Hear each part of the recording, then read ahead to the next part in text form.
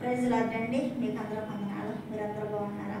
మీరందరూ బాగాలని సిస్టర్ దినదినము ప్రార్థిస్తుంది. ఈ రోజును నేనే దేవుడిని అంటున్నాడు. ఆ దేవుడు ప్రభు అయిన యెహోవా మరి ఏమంటున్నాడంటే, చెప్పినదేమనగా, ఇదిగో నేనే నా గొర్రెలను వెదకి వాటిని కనుగొందును. ఎవరిని కనుగొంటాడంటే ఆయన చెదరపోయిన వారిని, పడిపోయిన వారిని, తప్పిపోయిన వారిని కనుగొంటాను అన్నాడు. ఎందుకనగా మరి తమ గొర్రెలు చెదరిపోయినప్పుడు కాపరులు వాటిని వెదకున్నట్లు నేను నా గొర్రెలను వెదకి చీకటి గల మబ్బు దినములందు ఎక్కడెక్కడికి అవి చెదిరిపోయానో అక్కడ నుండి నేను వాటిని తెప్పించేదను.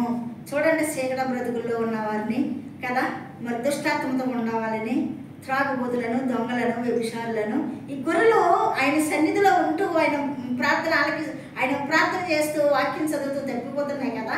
వీరు చీకట్లో ఉన్నారా, ఎక్కడున్నారా, వీరందరినీ కూడా నేను వెతుకడానికి నేను వచ్చాను, నేనే వేసేయనని ఆయన సెలవిస్తున్నాడు. ఇచ్చి వాటిని మరి ఏం చేస్తాడంట, వాటిని మరి తెచ్చి పర్వతముల మీదను మరి వాగుల యొద్దను దేశమందున్న సకలమైన కాపురపు స్థలములందును వాటిని మేపెదెను.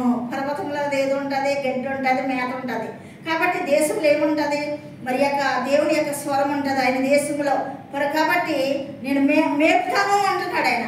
మరి పడిపోయాయని వాటిని వదిలిపెట్టను, కానీ నేను రక్షించి వాటిని మేపుతాను. ఏ స్థలాలకైతే చెదిరిపోయాయో, ఏ స్థలాలకైతే తప్పిపోయాయో, ఈ లోకంలో పడిపోయిన వారు, చెదిరిపోయిన వారు, జారిపోయిన వారు చాలామంది ఉన్నారు.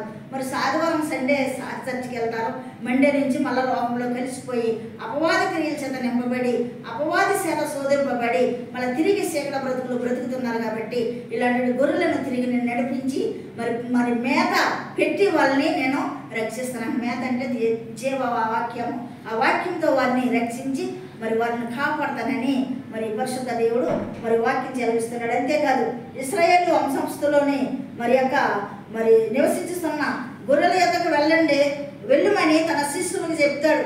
శిష్యులకు చెప్పి మరి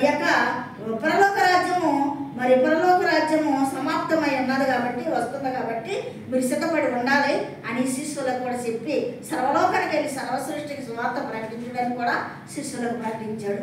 ఏ గొర్రె తప్పిపోకుండా గుండె చెదరిన వారిని బాగు చేసే దేవుడు, పడిపోయిన వారిని లేవనెత్తే దేవుడు, బలహీనులను బలపరిచే దేవుడు, మరి వ్యాధి బాధలతో కురిగిపోయిన వారిని ఆయన వాక్యం ఇచ్చి బాగు చేసే దేవుడు. కాబట్టి మన మంచి కాపరికి ఈ గొర్రెల మందరం కూడా ఆయనకు అప్పగించుకున్నప్పుడు మనం రక్షిస్తాడు. కాబట్టి ఈ పరిశుద్ధమైన దేవుడిని నమ్ముదాన్ని రక్షించబడదాం. ఈ వాక్యం దేవుడు దీవించుగాక.